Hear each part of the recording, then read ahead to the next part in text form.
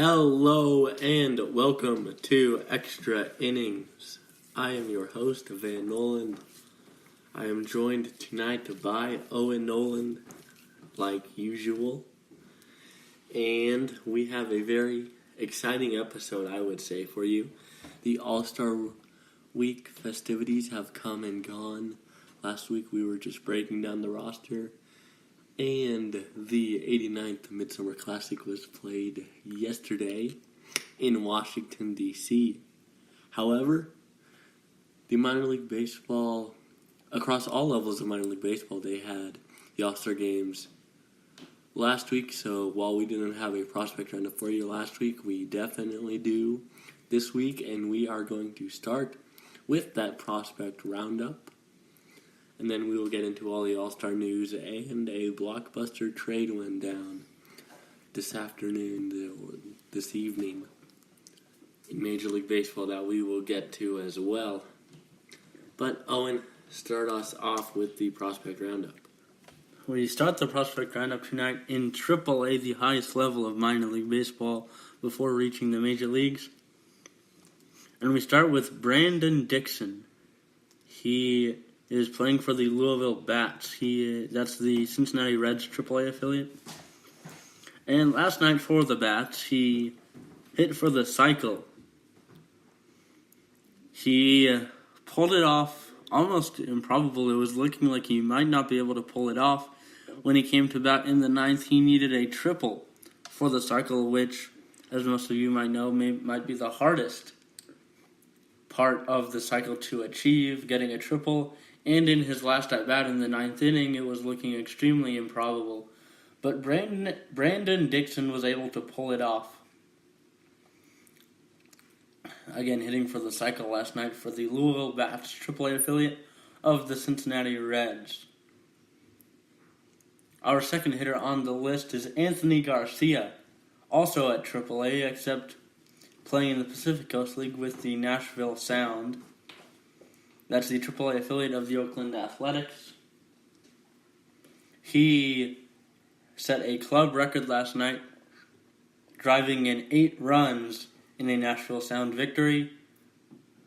8 RBIs in one game obviously does not happen very often. A cycle or an 8 RBI game, which do you think is more rare? I would guess an 8 RBI game, if I just had to guess off the top of my head. I bet there have been more cycles than 8 RBI games in the majors, and probably minors too. I will look this up. All right, research department, get on that. We'll have Van be the research department, and he'll look that up. I would say 8 RBI games are more rare. That's your guess? Okay, that's my guess too. I haven't looked it up yet. Okay. Well, they can probably hear you typing.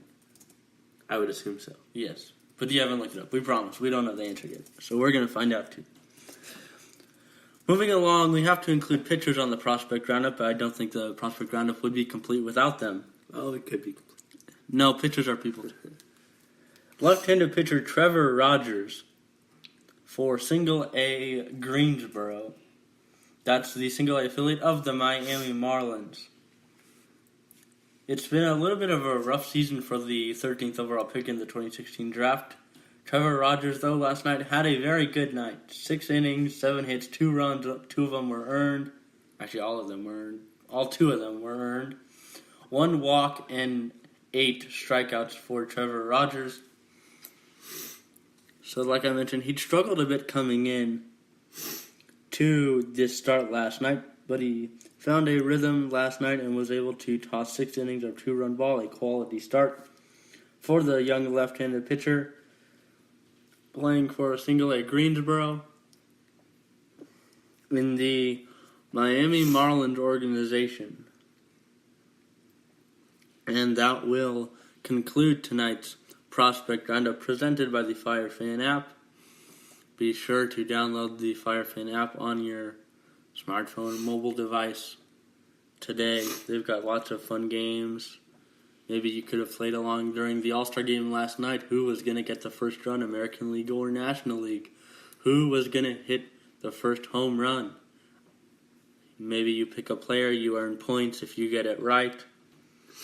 A good app for sports fans to download. And that will conclude the prospect roundup. Vann, our research department, is still looking into this question, which was, which is more rare, a cycle or an 8 RBI game? Vann, it looks like you're counting, so we might have an answer soon. Yes, there have been, well, I couldn't find 8 or more RBIs. Although I did find that there have been 15 players to have 10 runs batted in or more in a game. Mark Reynolds did that last week, or 2 weeks ago, for the Nationals, actually. He drove in 10 runs. Yes. He is the most recent one to accomplish the 10 RBI feat. And then I am going to say that that is more rare, because there have been 319 cycles hit in Major League history. And So definitely the 8 RBI game. Yes, I don't think that there have been 304 people that have hit for 8 or 9 RBIs without hitting 10. We are just going to go ahead and make that assumption, I guess that's fair to say. That's a pretty safe bet, I would assume. Yes. So that is how we will end the prospect roundup. And we will now move on to the All-Star festivities. The Home Run Derby was played on Monday. The Home Run Derby featured 8 contestants. Jesus Aguilar, Reese Hoskins, Alex Bregman, Kyle Schwarber, Javier Baez, Max Muncy, Freddie Freeman, and Bryce Harper were the 8 contestants.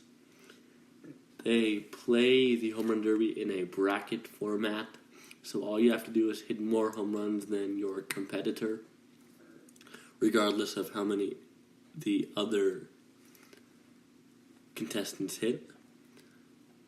The 1 seed was Jesus Aguilar, just because he has hit the most home runs this year. And looking at the bracket, there was not a single top seed that won a first round matchup. Wow, they were all upsets. Yes, even though it's kind of hard to say that it's an upset. Yeah, that's true. Because a home run derby is so much different than hitting home runs in games. A lot of people can hit a lot of home runs in BP and not hit many in games, or a lot of people can. I've heard of players that will hit home runs in games pretty regularly and not hit home runs at all. What did I hear? One of the contestants hadn't hit a home run in BP in 3 years. Freddie Freeman. Yes, I think it was Freddie Freeman. Never hit home runs in BP, which I find hard to believe. 3 entire years? You take BP 162 times a year, you never hit a one single home run? That's kind of incredible. Not kind of, it is incredible. That's really hard to do for a player who we saw hit home runs at will in a home run derby. So I have a hard time believing that one. Maybe he was trying to save it all up for the derby. I guess. It didn't quite work out. He didn't win. He didn't make it past the first round. Yeah. Because he had to face the eventual champion, Bryce Harper. Bryce Harper in the first round defeated Freddie Freeman. In the second round, he defeated Max Muncy. And in the final, he defeated Cubs outfielder Kyle Schwarber. Not only is the Home Run Derby Championship always nice to win, it's always nice to win on your home turf, I would say. Harper had the Nationals crowd behind him and really used that to his advantage. And you could really hear it, I think, not only when Bryce Harper was batting, but at the beginning when they introduced Freddie Freeman actually got booed because he was facing Bryce Harper, which I thought was kind of surprising. And I think being an NL East rival, those two play each other a lot. Yeah, I think that plays into it as well. But Bryce Harper really fed off the crowd at the end there. He had, in regulation time, before he got the bonus for hitting 440 feet or longer. Yes. 2 home runs.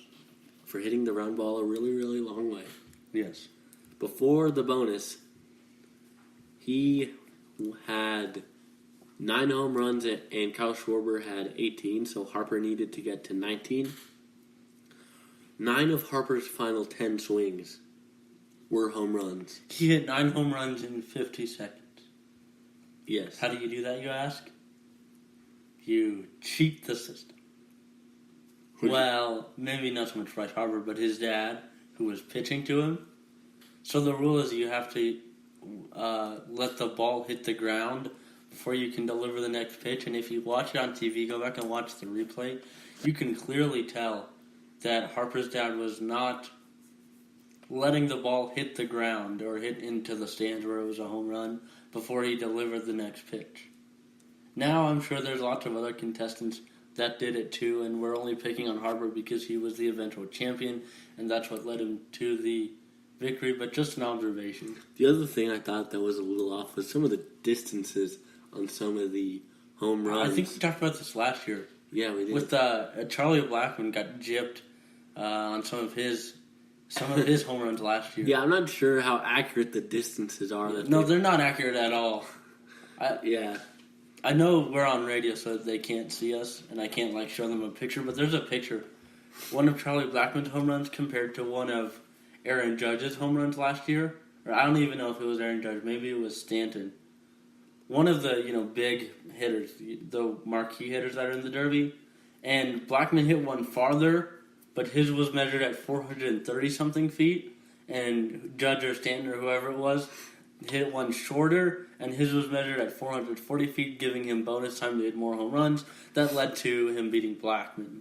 Yes, in the early rounds of the home run derby, you had Jesus Aguilar, Rhys Hoskins, big, strong individuals hitting some pretty big home runs, I guess. Very far home runs. And it was hard for them to get bonus time. Bryce Harper walks up there, kind of does it with ease almost. Yeah, I find that hard to believe. Yes. I mean, it's in his own ballpark, and you kind of know where the ball is headed. You can have a better view of the ball coming out of the pitcher's hand as well. So that may have helped Bryce Harper, but I don't really know. That's kind of what they talked about on the TV broadcast. I'm not sure if I really buy that. If you're a home run hitter, I think you could hit home runs anywhere. And, they proved that they could. It's theirs weren't as far, and they didn't hit it. I find that hard to believe, though. Just that theirs didn't go as far. Yes. Because which hitters actually got bonus time? There wasn't that many. Schwarber, Harper.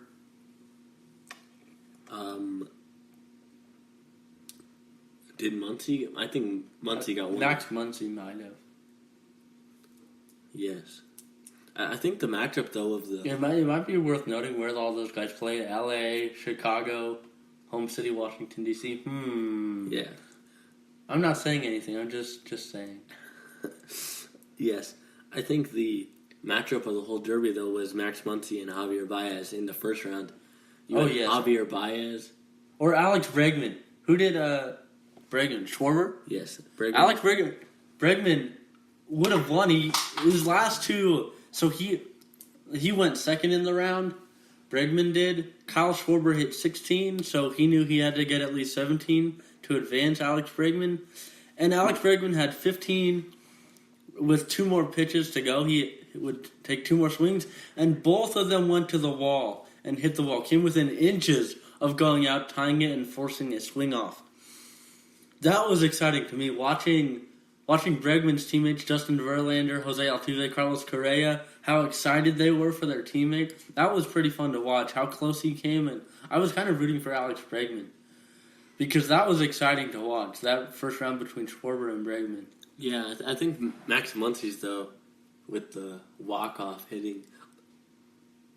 I mean, the final was definitely something, the Bryce Harper final, but outside of that, Max Muncy with the walk-off to beat Javier Baez and to get to the semifinal He knew he needed to put up 17, which proved to be a large number on the higher end of things.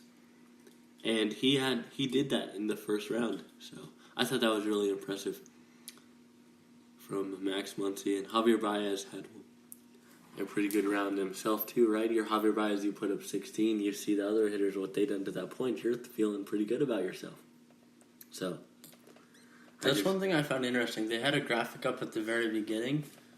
Consistently, every year since 2015, which is when they moved to the timed format, 4 minutes around, there have been more home runs in the Derby than any other year before that. I find that very interesting. I think it's because they swing a lot more. Yeah, they do. You're right. That's exactly what it is. And because they don't take as many pitches now. Yeah, and they don't have just 10 mistakes to work with. Right. I probably could count on one hand the number of takes, the number of times the batters did not swing. Yes, I would agree with that. Which I guess makes the catcher's job a little boring. I wonder how you get that position. It's probably a bullpen catcher. Probably the all-star bullpen catcher. The all-star bullpen. Maybe the fans should vote on the all-star. Yeah, can we vote for the all-star catcher or the home run derby catcher? That'd be pretty cool. Yeah. But I think it'd be pretty hard. You gotta squat down the entire time. I'm sure they have multiple, actually. I bet they do. I can remember. You're right. I can remember in the past switching out catchers. You're right. So, but yeah, squatting for 4 minutes straight, not easy. Sure. It is? You want to do it? Mm-hmm. Right now? I have a show to do. Oh, okay. You got a radio show. Maybe after that radio show. Maybe, yeah.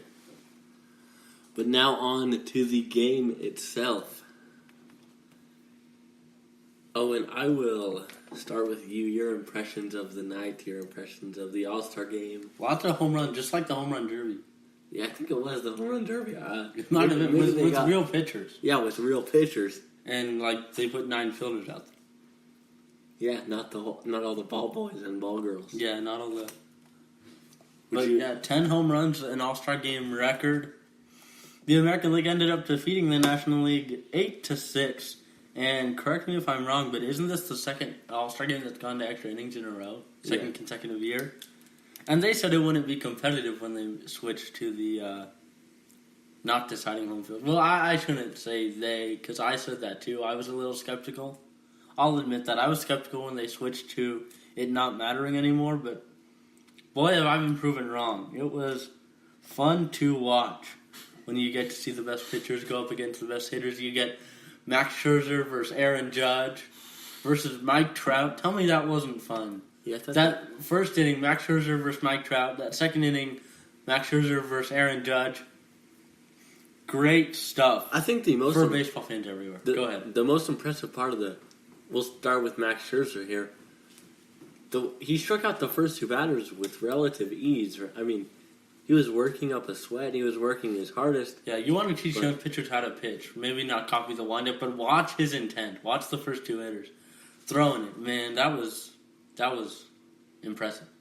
Yeah, and then Judge comes up and says, "Not so fast, my friend." Even Trout fouling off a bunch of pitches, then drawing a walk. Yeah. Somewhere, I'm sure Rob Manfred is saying, "We need to speed this up. We need to speed this up." No, this is great.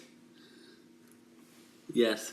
But how dominant Max Scherzer can look in 1 second, and then Aaron Judge, how dominant Judge looked depositing the ball into the bleachers. But that was very interesting.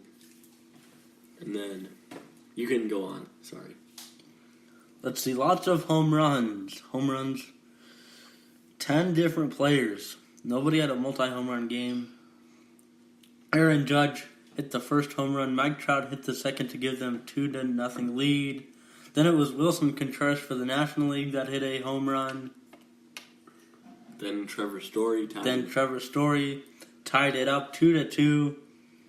And it was a pitcher's duel going into the 8th. The American League got 3 runs in the top half of the 8th.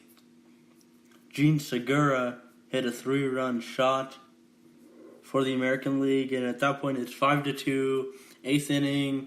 Okay, it might be over.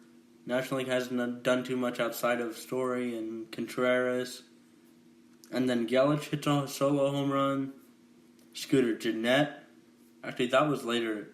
Joey Votto hit a home run. Let's see. Did one of those was a 2-run shot, wasn't it? Yelich.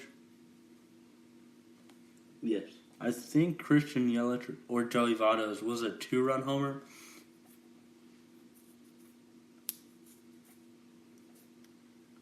Let's see, 3, 4, 5. Oh yeah, we can go to the box. That's a real long box score. A really long box score. You're right, Yelich. Does it give me RBI? Yes, it does. Where? Try that. That's. Oh, I was looking at the wrong. Who am I? Yelich, 1 RBI. Votto. Where is Votto? Votto, only the 1 RBI.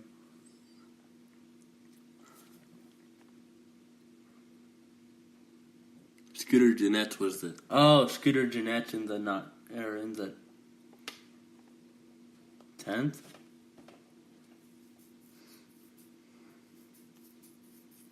Oh, Scooter Gennett was in the 9th. That's where my confusion was. Christian Yelich. Joey Votto's was in the. You're right. I had it backwards. Yelich hit one in the 8th to make it 5-3. Scooter Gennett hit a 2-run homer in the bottom of the 9th to tie it at 2. Then in the top half of the 10th, Astros teammates Alex Bregman and George Springer went back-to-back to give the American League the lead in the 10th. They got another run on a single. A lead they would not relinquish despite Joey Votto hitting a home run in the 10th, and the American League won the All-Star game for the 6th straight year now. 8-6.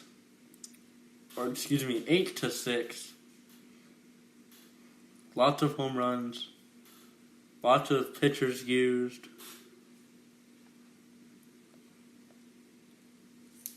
I don't think every pitcher got in the game. There were a few that were not used by the American League and the National League. But for the most part, everybody got in the game. Charlie Morton got the win. J.A. Happ picked up the save for the American League. Not that it really means anything. But all in all, an exciting all-star game, the 89th Annual Midsummer Classic from Washington, D.C. And now we move to the second half of the season, and all our attention turns to the trade deadline on July 31st. We've already had our first blockbuster trade. It happened earlier today, this afternoon, or early this evening. Van, tell us about the first blockbuster trade. Yes, Manny Machado, who has been on the trade block for a while now. A lot of baseball reporters, baseball fans in general expected him to be traded, and he was. He was traded from the Baltimore Orioles to the Los Angeles Dodgers. In exchange, the Orioles will receive the Dodgers' number 4 prospect, Yusniel Diaz, the Dodgers' number 27 prospect, Rylan Bannon, the Dodgers' number 28 prospect, Dean Kramer, and other Dodgers prospects, Zach Pop and Breivik Valera. So a lot that the Dodgers had to give up for Manny Machado, but the Dodgers are focused on winning the World Series in 2018. They're not, at this point, really looking down the road, whereas the Orioles are definitely rebuilding. And for the Dodgers, Machado will fill the void that Corey Seager left because he is injured and he will miss the rest of the year. And this gives Manny Machado the opportunity to stay at shortstop. I know a few other places he was Maybe like New York, for example, they already have an all-star shortstop, Didi Gregorius. And they were thinking about moving Manny Machado back to third, and Manny Machado, I don't know if he was too happy with that. I think he wants to stay at shortstop, although he has played way better at defense in his career at third base. Now he's only at half a year at shortstop. And he's still been great defensively at shortstop. That's not taking anything away from his ability at shortstop. He hasn't. He's been all right defensively at shortstop. Are you sure? He has the second worst defensive run saved in the league at about negative 25 last time I checked. Okay, you're a Rockies fan. Trevor Story doesn't have that great of a defensive run save either. That should tell you how flawed that statistic is. Think about how many great plays Story's made. You're right. I think it's sort of, not that it's not a good statistic, I just think there's some flaws in it, as there are with a lot of advanced defensive metrics. I think a lot of defense, you have to go with the eye test. You really have to watch a player. That's, I think, still the most efficient way to, see if somebody's better at defense than another person, if that makes sense. That's just what I feel. I don't know if you feel the same. All right, yes. That is a topic for another day. We're going to get back onto the Manny Machado. You're right, I got totally sidetracked. But Manny Machado will now be playing for the Los Angeles Dodgers. Actually interesting, at the All-Star game, he took a selfie with Matt Kemp.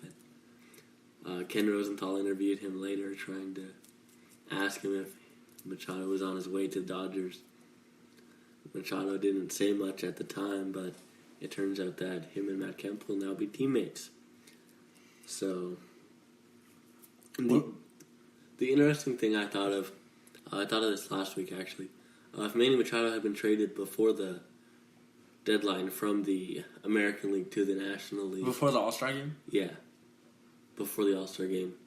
Did I really say trade deadline? Yes, of course he's traded before the trade deadline. But before the All-Star game, from the American League to the National League, which side would he play on if he was elected as the fan vote for the All-Star shortstop position? I think that's kind of irrelevant. What? Because the Baltimore Orioles aren't going to trade him before the All-Star game. Why? How do I know? Why? They had been talking with all because they want to see him go out in their uniform one last time. And you think they care? What if yes, they definitely do care. That's why the trade didn't go down yesterday or the day before. They could have gotten more value if they maybe traded him 2 weeks ago, whereas the Dodgers 2 weeks ago would have said, "Oh, 2 weeks ago is different because we get a whole nother no. 2 weeks ago is different because you didn't know the All-Star game starters. They were still talking about. They're still votes and stuff. He'd play for the if it happened 2 weeks ago versus if it happened like Monday. It's completely different. So once you got this close to the All-Star game, they weren't going to trade him before the All-Star break. Interesting. I really don't see why they would care. I think. Why? Because they would. I think. Well, marketing if he goes out there in an Orioles jersey. Plus, I don't think the Orioles had another representative. Did they? Oh yeah, that's true. He might have had to wear the Orioles jersey, anyways. But free marketing for the Orioles. Yeah, that's true. I was thinking, if when the All-Star game still counted for something, I think he would have had to play in say he gets traded, let's use Manny Machado from the Orioles to the Dodgers. If the All-Star game counted, I think it would have. I think he would have had to play for his new team's league. Yeah, I think so too. But with the All-Star game, because then if he played for the American League, he could purposely throw it. Yeah. So that now that he knows he's on a National League team, National League gets home field. Yes. It would have mattered more. I don't think it would have mattered as much, but the Orioles weren't going to do that to Manny Machado before the All-Star game. Yeah. Back to what we're going to go over now what the Orioles got in return for Mr. Machado. Yusniel Diaz, the number 4 prospect in the Dodgers organization. I believe he's a top 100 prospect overall. He was in the Futures game on Sunday. Yes, he was. I was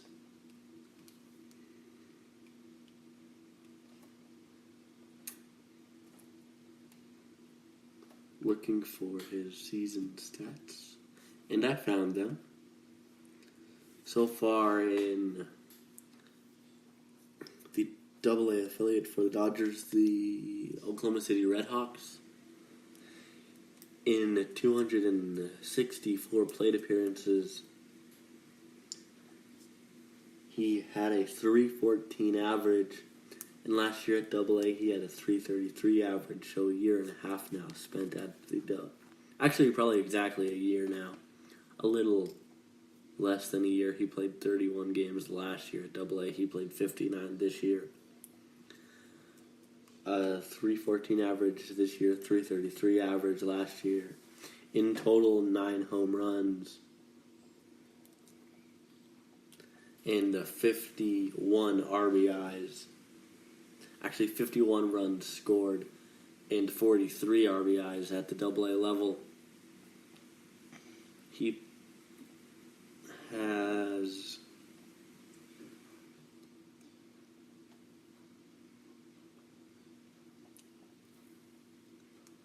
will now make the transition to the Orioles organization, and I will now look up the Orioles top prospect list.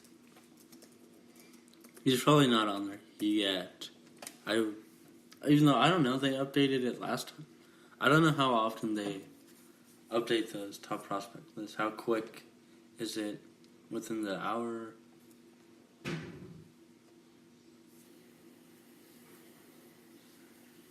Yes, let us figure out. He is the number 2 prospect in the Orioles organization.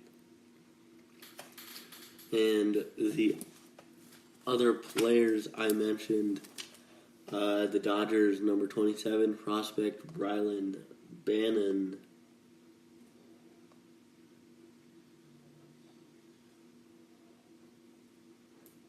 is now the number 17 prospect, and Dean Kramer, I do not see him on the list. Unless he's in the... He is actually the 13th prospect, so interesting how they rank these. It's obviously not MLB.com, otherwise Bannon and Kramer would be in the same order, but now Kramer has leaped ahead of Ryland Bannon in the Orioles organization. And Zach Pop, the 4th player I mentioned in the trade, is now the 29th prospect in the Orioles organization. So in return for Manny Machado, the Orioles receive 4 top 30 organizational prospects.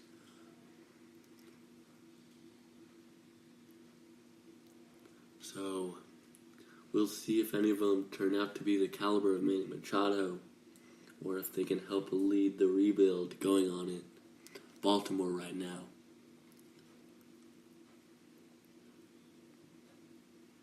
Do you have any thoughts on the trade? Any more thoughts, I guess? Any more thoughts? Not a whole lot more, no. All right. Then that is the big news. Obviously, the All-Star break, no games to be played. Before we wrap up our show, we're going to have some second half predictions. I don't want you to change your picks from the beginning of the year, but just tell me what you think will happen in a few of these close races. Let's start in the NL East. You have Philadelphia and Atlanta on top, and the Nationals in 3rd place, sitting right at 500, but just 5.5 games out. I think 2 teams from that division are going to make the playoffs, and I don't think either of those 2 teams is the Atlanta Braves. I think Philadelphia Phillies and the Washington Nationals. I think the Phillies have enough pitching to win the division, and I think the Nationals get in as a NL wildcard. Oh, wow. See, the thing about this division is the Nationals are so experienced, and I think that they are about at that time in the year where they are ready to make a move. I do too. In the standings. I think they will come back and win the division. Lots of division games still remaining, just 5.5 games out. Playing better baseball at the right time. So I think the Nationals come back and win the division. Ooh. How many games back are they? 5? 5.5. 5.5? Yes, I do not know that either the Phillies or the Braves get into the playoffs as a wild. You don't think card either of spot. those two? No. I think the Phillies. I think the Phillies pitching is legit. Aaron Nola, Jake Arrieta. Good 1-2 punch at the top of that rotation. Yes, Now we are going to... All these races in the National League are fairly close. At least for the top of the division. So we should have some very good division races to talk about. Let's go to the NL West. 4 teams separated by 4 games. The Dodgers currently lead the division, ahead of the Diamondbacks and Rockies. How do you see the rest of the NL West playing out? This, to me, is a very interesting division, especially now with the Machado trade. That definitely puts the Dodgers as the front runner. So the Dodgers are going to win the division. And then you look at the remaining 3 teams, the Rockies, Diamondbacks, and Giants. Giants are performing about where I'd expect them to be. I don't think they have enough to get over the hump and get into second place in the division. The Diamondbacks have been streaky, but I think they've overperformed a little bit, especially at the very beginning of the year. And the Rockies are playing great baseball right now. Hitting, pitching, fielding. 113 out of their last 16 before the break on a 5-game win streak. They just won 5 straight series over 5 opponents with an above 500 winning percentage. They just swept the Mariners, who are, by the way, one of the best teams in the American League. I think the Rockies get second place and sneak into a wild card spot. Although I think it's close between them, the Diamondbacks, and the Giants for that spot. And even I'll throw in the Cubs in that spot too, which kind of gives away my pick for the NL Central, but that's okay. I think the Rockies get the wild card spot. I actually think they get the first wild card spot. Nationals will get the second. Interesting. Very interesting, which would mean that the Cubs are out of your playoff picture. Yes. Wow. That is certainly something. So with that, we will go to the NL Central. So you have the Brewers winning the division? Yes, I do. I said it at the beginning of the year, and I'll stick with them now. And Milwaukee Brewers are going to win the NL Central. I don't see any reason to change that now. I'm not going to jump ship. All right. I actually have the Cubs winning the division and the Brewers getting a wild card. That is one of the reasons why I do not see the Phillies or the Braves contending for getting a wild card spot. Now we will move along to the American League. The question for the American League is... How many games back do the Orioles finish? 100? Oh, no. That's a good question. I think that might be a... What's the over-under? Question. I wonder. Yeah, well, 39 and a half right now. They're 39 right With about 60 games to play, so... Are the 5 teams currently... that would make currently in the playoffs today, are they going to be the 5 teams that are in the playoff come October? The Red Sox in the division, the Yankees in the wild card, Cleveland winning the Central, Houston winning the Central, and then Seattle. No, Houston winning the West. Houston winning the West, and then Seattle with the second wild card. Is that how you see the remainder of the season? Yes. Yes. Boy, the AL isn't as interesting as the National League. The National League, you got all kinds of close races all over the place. And good teams that'll miss out on the playoffs. In the American League, there's 5 good teams and then everybody else, quite literally. The Oakland A's. Oakland A's are sneaky. Yeah, I don't know. I think, and they've played really well. They've played really good baseball coming into the break. What are they, 10, 11 games over 500? Yes. That's good for them, but the unfortunate news is there's a team called the Houston Astros who are the defending world champs. There's also a team called the Seattle Mariners who have been one of the best teams in the American League all year. And unfortunately for them, they play in the same division as those 2 said teams. As much as I will be rooting for them to continue this sort of Cinderella run, if you will, it's not going to be enough. You look at the star power on the Astros and how consistent the Mariners have been all year. You think that A's are going to... I don't think they're going to make the wild card. I think they're going to make it really close until September. No, I know. They'll make it close. They'll make it close. But in the end, it's not going to be enough. I think the thing that scares me about the Seattle Mariners and why I don't see them pulling away is too many one-run ball games, and they have a run differential of -2. I don't think that's sustainable for a playoff team to have a negative run differential.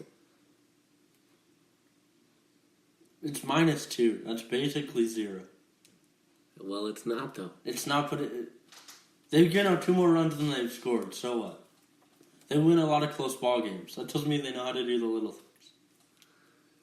Their bullpen is good. It tells me they might not be able to compete with teams like if the Red Sox. If a team like the Indians or Rockies had the bullpen of the Mariners for the first half, they would be running away with their respective divisions. That's how good the Mariners bullpen is. Yeah, I think that's why they eventually sneak into the wild card. But that's also why they win so many one-run games. They don't implode in the 7th, 8th, and 9th. They're good enough to hang on to those one-run leads. Did they have enough offense to compete with the Yankees, Red Sox? Yes. You forget they've missed Robinson Cano, and I know they won't get Robinson Cano in the playoffs, but it's kind of irrelevant. We're just predicting. If Robinson Cano and D. Gordon are going to be platooning the rest of the year. No, D. Gordon will go to center field. No. The Mariners want to put him back in center field. Why not? The Mariners want to platoon D. Gordon and Robinson Cano. Because, well... Who plays center field for them right now? Not Mitch Haniger. Someone else. Ben Gamble, I think, played over the weekend. Ben Gamble's been playing center field lately. But, yeah, that's interesting why they want to move D. Gordon back to center field. His defense wasn't that bad. And they're 2 of their best hitters. So, in Robinson Cano and D. Gordon. So, would be interesting to see. And I don't know how that shakes out. They still get a wild card. And yes, we'll stay with Houston in that division race. Keep it tight. All throughout August and September. Yes, very interesting. But we will see how that plays out. And that will do it for tonight's edition of Extra Innings. We will see you next week.